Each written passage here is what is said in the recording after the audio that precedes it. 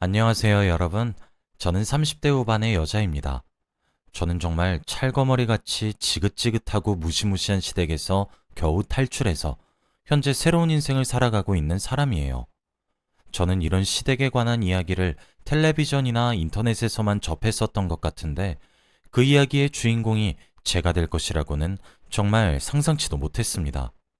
이젠 많이 지나가서 제게 더는 상처가 되지 않는 이야기이기도 하고 여기서 사연을 많이 듣다 보니까 많은 사연들로부터 제가 위로도 많이 받았기 때문에 제 이야기도 누군가에게 위로가 될 수 있지 않을까 하는 생각이 들어서 이렇게 글을 써봅니다.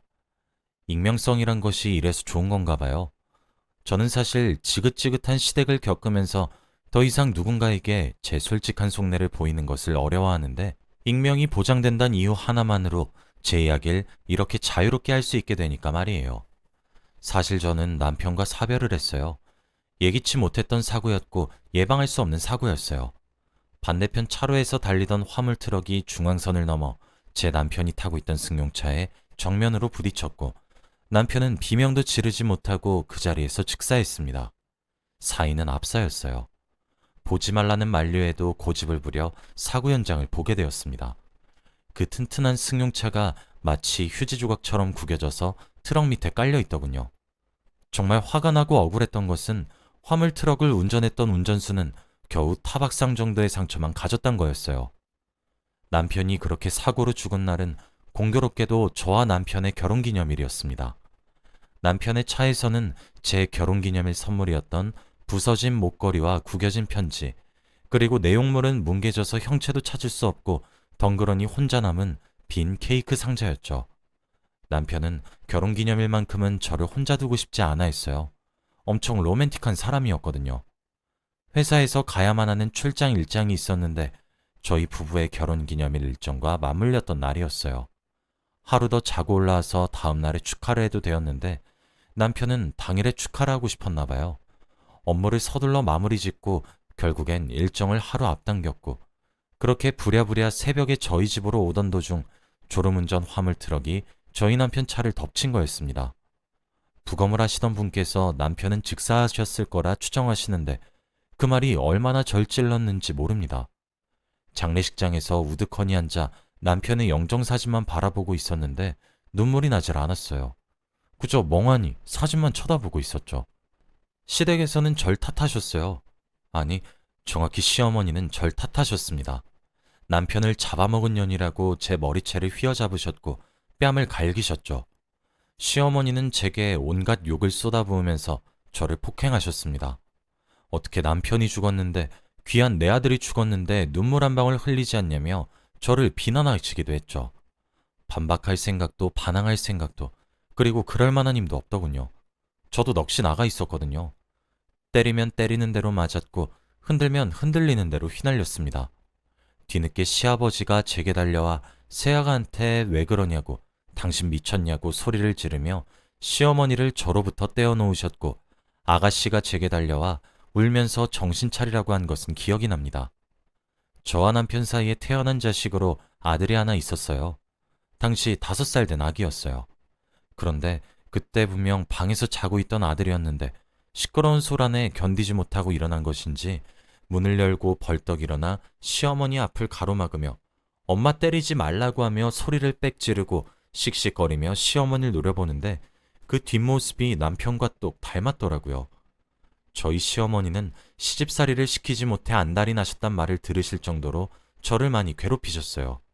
그럴 때마다 제 남편은 부드럽게 나서서 저를 보호함과 동시에 시어머니 기분을 상하지 않게 부드럽게 달래면서 고부 갈등의 심화를 막아줬어요. 그럴 때마다 저를 자신의 등 뒤로 숨기는 남편의 뒤통수랑 아들의 뒤통수가 어찌나 닮았던지 그제서야 제 곁에 남편이 없단 감각이 현실감이 들어 아들을 끌어안고 펑펑 울었습니다. 아들은 아빠와의 이별도 받아들이지 못하는 어린아이였는데 우는 엄마인 저를 끌어안으며 함께 눈물을 흘려주더군요. 그렇게 남편을 보내주었습니다. 남편 장례식에는 무슨 뻔뻔한 낯짝인지 모르겠으나 음주운전자도 조문을 왔더군요. 그래서 또 한바탕 난리가 났었습니다. 그렇게 어찌저찌 남편을 배웅했어요. 그 이후 저는 하나뿐인 아들을 위해 돈을 벌어야 했습니다. 원래 전업주부로만 살고 있었거든요. 남편은 사고 피해자로 죽은 것이었기 때문에 보험금과 더불어 가해자 쪽에서도 보상금도 꽤 많이 나왔어요. 다 합친 6억 정도 되더군요. 하나뿐인 아들의 대학 등록금을 더불어 앞으로 들어가야 할 학비, 저와 아들이 함께 살아갈 생활비, 아들의 결혼자금, 미래의 아들에게 손을 벌리지 않기 위한 최소한의 제 노후 자금, 6억은 턱없이 부족했습니다. 그리고 최대한 은행에다 묶어두고 싶었어요. 그렇게 저는 아들을 유치원에 보냈고 저는 일을 하기 시작했지요. 시어머니는 그 틈새를 끼어들어 저를 그렇게 괴롭히셨습니다. 아무리 아가씨와 시아버지가 뜯어말려도 도통 듣지 않으셨어요. 사실 누군가들은 그렇게 생각하실 것 같아요. 이제 남편과 사별했으니 더 이상 시댁으로 모시지 않아도 되지 않느냐고, 왜 친정이 있던 동네로 떠나지 않았느냐고 말이에요. 사실 떠나지 않은 것이 아니라 떠날 수 없었던 거였습니다. 남편과 사랑했던 10년 가까이 되는 세월을 보낸 저도 제 아들에게서 남편의 그림자를 찾았어요. 그리고 그날 결혼을 했던 제 자신을 원망했죠. 시어머니에게도 그럴 시간이 충분히 필요하다고 생각했고, 제 아들이지만 시어머니에게 손주이자 죽은 아들의 핏줄과의 인연을 잘라내버리고 싶지 않았습니다. 시어머니가 때리시고 절 핥히어봤자 나이 먹은 노인네가 힘이 있다면 얼마나 있겠습니까? 저를 원망할 힘으로 아들의 죽음을 받아들인다면 저는 기꺼이 원망을 당하려고 했었습니다. 아들마저 그렇게 잃었는데 제가 손주마저 데리고 떠나는 건 시어머니께 가혹하다 판단했거든요. 어머니는 그렇게 저를 들들 볶으셨습니다. 아가씨와 시아버지는 제게 늘 미안해했어요. 제가 단호하고 냉정하게 끊어낸다면 끊어질 일방적인 관계가 되었음에도 불구하고 아들이자 오빠의 흔적인 제 아들과의 연을 끊지 않게 해준 것에 대해 감사해 하기도 했어요. 사실 저는 서울에서 나고 자란 서울 사람이었고 남편은 전주 사람이었습니다. 저는 남편 하나만 보고 서울에서 연고도 없는 전주로 시집을 온 거였고요. 그래도 싹싹하고 밝은 성격을 가진 남편이 제게 본인의 지인들을 참 많이 소개시켜줬고, 그 사람들은 이제 제게 친구 또는 지인으로 자리매김을 했어요. 저도 이제 지역 주민이라 봐도 무방했던 거죠. 하지만 그뿐 아니라 제가 지역에서 유명했던 이유가 또 하나 있는데 바로 시어머니 때문이었어요. 저희 시어머니가 제게 부리는 횡포는 그 지역에서 유명했습니다. 제게 냅다 소금을 뿌리기도 했고 물을 뿌리기도 했고 길에서 욕도 하고 소리도 지르고 했어요. 손주 앞이든 아니든 상관하지 않으시고 저를 쥐잡듯 잡으셨습니다. 사실 무섭지도 않았어요. 그저 시어머니가 제 눈엔 안쓰러워 보였습니다. 저는 죄송하다, 잘못했다 등의 말만 반복하고 빠르게 사라지기도 했고 배웅을 하기도 했어요. 제 지인들은 시어머니 욕을 했죠. 젊은 나이에 과부가 된 것도 서러운데 왜 저렇게 구시냐고. 이러다 손주도 안 보여주면 어쩌려고, 그때 가서 얼마나 큰 후회하시려고 저러시냐고요. 그렇게 시어머니께 구박을 받고 아가씨와 시아버지께 위로와 감사를 받으며 몇 년을 지냈습니다. 그 사이 제 아들은 초등학교에 입학을 했고 훌륭한 인성을 가지며 엄마 바라기 효자로 자라나고 있었습니다. 저는 회사에서 경리직을 맡고 있어요. 제가 셈에 빠르기도 하고 그래서 적성에 맞고 나름 안정적이더라고요. 그런데 저희 회사의 거래처 남자 직원분께서 제게 호감을 보이셨어요. 당연히 저는 단호히 거절했죠. 저는 남편이 그렇게 죽고 난 이후 한 가지 다짐을 했어요. 적어도 아이가 성인이 될 때까지는 재혼하지 않기로요. 저는 제 목숨과도 같이 귀중한 아들에게 혼란을 야기시키는 어떠한 행동도 하고 싶지 않았거든요. 이미 아빠의 부재를 느끼고 있는 아이에게 새로운 존재가 아이의 근간을 흔들게 하고 싶지 않았거든요. 그리고 무엇보다 몇 년 지났다고 해서 잊혀질 사람이 아니었어요, 제 남편은. 남편이 이딴 말로 거절을 했는데 저희 회사 직원 중에서 그 거래처 직원분과 친한 사람이 있었나 보더군요. 그분도 사람이 좋고 저도 나이가 젊고 그래서 그런지 나름 자기 딴에는 저와 그분을 이어주고 싶었나 봐요. 좋은 의도로 말이에요. 그래서 제가 사별한 지 꽤 오랜 시간이 지났고 슬아의 아들 하나를 키우고 있단 점 등등을 알려줬더라고요. 남편이 이딴 말로 거절한 뒤 물러날 줄 알았는데 제가 사별하고 혼자란 사실을 알고 난 뒤엔 더욱 적극적으로 제게 대시해오기 시작했습니다. 저는 매몰차게 말했어요. 제게 대시하는 거래처 직원분께도, 그리고 그분께 제 정보를 알려준 우리 회사 직원분께도 이러시지 말라고, 부담스럽다고, 제 입장은 왜 생각도 하지 않고 일방적으로 이렇게 절 대하시냐고요. 저는 웃으면서 회사 생활을 하고 싶은데 요즘 들어 사직서를 내야 할지 말지를 고민하고 있다고, 그리고 제게 굉장히 무례하다고 말이에요. 저는 사별하고 아이를 혼자 키우는 싱글맘인 것은 사실인데 그것만으로 얕보여야 할 이유가 없다고, 얕잡아 보지 않는다 말씀하시겠지만 제가 느끼기엔 그렇게밖에 느껴지지 않는다고, 그렇지 않으면 그만해달라고 정중히 거절한 사람에게 왜 이렇게 일방적으로 구냐고 말이에요. 다행히 두 분 모두 신사적인 분들이셨고 제 말을 받아들여 주셨고 수긍하셨고 사과도 해주셨습니다. 그런데 이 일이 어떻게 들어갔는진 모르겠지만 시어머니 귀에 들어가게 되었더라고요. 그날은 2주에 한 번 제 아들을 시댁에 데려다주고 하룻밤을 자게 해주는 날이었습니다. 어김없이 아들과 손을 잡고 시댁에 도착했고 아들과 빠이빠이 손을 흔들던 순간이었습니다. 시어머니는 제게 정말 돌진하듯 달려드셨고 제 긴 머리채를 휘어잡으며 내 이럴 줄 알았어, 여우 같은 년. 남편 잡아먹은 년으로도 모자라서 과부된 주제에 남자한테 꼬리를 쳐? 거지 같은 년, 여우 같은 년, 남자 심장 빼먹는 구미호 같은 년. 우리 아들 죽기 전에도 행실 그딴 식으로 엉덩이 가볍게 놀렸지, 이년아! 라고 소리를 지르셨죠. 이제껏 저를 타박하셨던 손길들은 다 농담이라는 듯 어디서 그런 힘이 나오신 건지 저를 짤짤짤 흔드셨어요. 어머니, 무슨 소리 하시는 거예요? 아니에요. 오해시라고요. 라는 제 외침소리는 들리시지도 않는 모양인지 저 하나 족치겠다 생각하고 움직이는 로봇 같았습니다.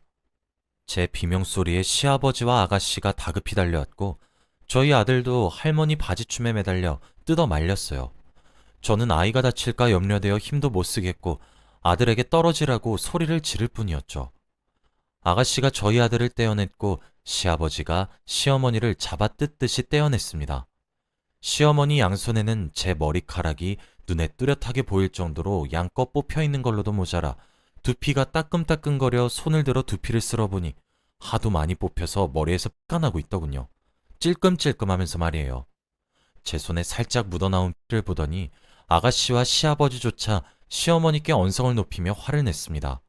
아들은 뒤로 넘어갈 것처럼 자지러지게 우는데 제가 무엇보다 모욕감이 들었던 것은 제가 시어머니께 이런 취급을 받고 있다는 사실이 유명함에도 불구하고 누군가가 굳이 긁어부스럼만 만들 이야기를 전했다는 사실과 무엇보다 제 아들에게 이런 모습을 보였던 사실, 그 두 가지의 사실은 제 이성이 끊어지는데 큰 기여를 했습니다. 저는 아들에게 저한테 오라는 눈짓을 했고 몸만 자랐지 아직 아기인 아들은 제 품에 폭삭 안겨서 엉엉 울었어요.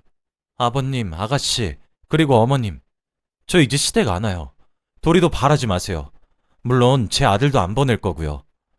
우리 아들 5살 먹었을 적에 남편이 죽었고 지금 우리 아들 나이가 12살이에요, 어머님. 제가 언제까지 빌어야 하나요? 제가 언제까지 내 아들 보는 앞에서 이딴 수치와 모욕을 느껴야 되는데요. 아가씨랑 아버님도 제게 미안하다고 말씀하시기 전에 어머님 바꾸려고 노력은 하셨어요? 저요? 저 어차피 남편도 잃었어요. 제가 그럼에도 불구하고 시댁과 왕래를 계속했던 것은 우리 아들한테 남편 그림자가 너무 많이 짙어서 그거라도 보시면서 위로 받으시라고, 그래서 왕래했다고요. 내가 여기서 뭘 더 얼마나 해야 되는데요? 저도 사람이에요. 막말로 내가 지금 재혼하겠다 그럼 제 결정 막으실 명분이라도 가지고 계세요? 없으시잖아요. 내가 거절했다고 말하잖아요. 그랬다고 얘기를 하잖아요. 제가 남자를 만났다고 누가 그러는데요? 대체 누가요? 수십 개 눈깔 앞에서 거절했고 더하시면 사직서까지 내겠다 으름장을 놓고 왔어요. 내가 오늘은 또 뭘 그렇게 죄를 지었길래 아들 앞에서 이렇게 절 가만히 못 두세요? 7년이란 세월? 절대 안 짧아요. 저는 평생 할 도리 압축해서 했다고 칠 거예요. 더는 저한테 연락하지 마세요. 저도 부모님 있어요. 친정으로 돌아갈 거니까 찾지 마세요. 그리고 내 아들도 2번 다시 볼 일 없을 거예요. 저는 아들의 귀를 꾹 틀어막고 울분에 차서 소리를 질렀고 그렇게 소리를 지르고 뒤돌아서서 제 집으로 돌아가는 저를 아무도 가로막지 않았습니다. 다음 날 시아버지와 아가씨가 저희 집을 아침부터 찾아왔더군요. 저는 차를 대접하며 제 생각엔 변함이 없다고 뜻을 밝혔습니다. 의외로 두 분은 제 결정을 존중해 주시더군요. 미안하구나. 그래, 네 말이 맞다. 내 아내를 내가 더 고쳤어야 하는데. 아휴, 그래, 너도 인간이라 참는 것이 한계가 있을 건데. 그래도 매일 아들 영정사진 붙잡고 우는 아내를 보고 있으니 그렇게라도 감정 표현을 하는 게 낫다 싶어서 방치했어. 미안하다, 미안해. 정말 미안하구나. 이건 얼마 되지 않지만 이사하는데 보태 쓰거라. 그리고 손주 녀석 교육비나 네가 쓸 생활비가 모자라도 언제든지 연락해주고. 그 정도는 해줄 수 없겠니? 나도 너한테 미안해서 이러는 거란다. 아내가 절대 모르게 할게. 그래요, 새언니. 언니에게 큰 짐을 지우게 한 것은 사과드릴게요. 그래도 언니 이 지역 떠나고 그럼 많이 힘들 거예요. 그게 금전적인 어려움이라면 저희한테 주저하지 말고 연락 주세요. 나랑 우리 아빠는 언니 이해해요. 아니, 오히려 고맙지. 사별하고 몇 년씩이나 며느리돌이 해준 사람인데 우리가 그걸 어떻게 몰라. 정든 고향을 떠나는 것은 무서운 일이었고 이제 마지막 남은 남편의 흔적이 묻은 집을 파는 것도 두려운 일이었지만 저는 제 아들과 저를 위해서 지역을 떠나기로 했고 아가씨와 시아버지의 간곡한 부탁은 들어주겠다고 약속을 했습니다. 지금은 벌써 2년이 흘렀어요. 저희 아들은 중학교에 입학했지만 아직 사춘기가 오지 않았고 여전히 착하고 순한 아들입니다. 그리고 아가씨와 시아버지의 말씀에 따르면 시어머니는 지금 심리치료를 받고 있다고 하시더라고요. 제가 마지막에 토열을 하듯 쏘아붙인 말과 실제로 주거지를 서울로 옮겨버리는 결단까지 다 보시더니 자신의 문제점을 깨달으셨던 것인지 심경의 변화가 있으셨던 것인지 그 누구도 알 수 없지만 그래도 심리치료를 받으시고 스스로 변화를 하려 한다고 들었습니다. 저는 시어머니를 두 번 다시 마주하고 싶진 않지만 제 아들에게는 누구보다 잘 대해주셨던 조부모였고 고모였기에 시어머니가 마음의 안정을 얻는다면 아들과의 교류는 막지 않을 생각이에요. 아들은 저를 괴롭혔기 때문에 할머니가 싫고 무섭다고 이야기를 합니다. 그리고 저는 그건 선입견이라고 다시 훈육을 하고 있죠. 할머니께서는 이러한 상처를 가졌고 모든 것을 잃은 것 같은 느낌이 들어서 마음이 잠깐 아팠던 거라고. 그러니까 조금 시간이 지나고 할머니가 치료하고 나면 다시 괜찮아진다고 얘기를 해주었답니다. 그랬더니 아들이 저한테 물어보더라고요. 그럼 엄마는 마음이 이제 안 아파? 하고 말이에요. 이렇게 저는 제 아들을 착하고 바르게 잘 키워내고 있습니다. 혹시 저와 같은 경우를 겪으신 분들이 있다면 제 이야기가 조금의 위안이 되었으면 좋겠습니다. 저도 주위에서 그리고 친정에서 참 미련하다 욕을 하십니다.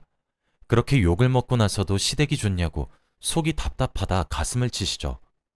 저는 그런데도 여전히 시어머니가 밉진 않아요. 저도 시어머니를 많이 애증하고 있는 것 같아요. 앞으로 어떻게 될진 모르겠지만 아마 제 예감으론 어머니가 많이 유해지시지 않을까 싶습니다. 이젠 아들의 죽음을 많이 받아들이셨다고 시아버지께서 말씀해 주시더라고요. 여기까지가 제 긴 이야기였습니다. 제 이야기도 누군가에게 좋은 위로가 되었으면 좋겠네요. 모두 편안한 밤 되시길 바라며 이만 글을 마치겠습니다. 감사합니다.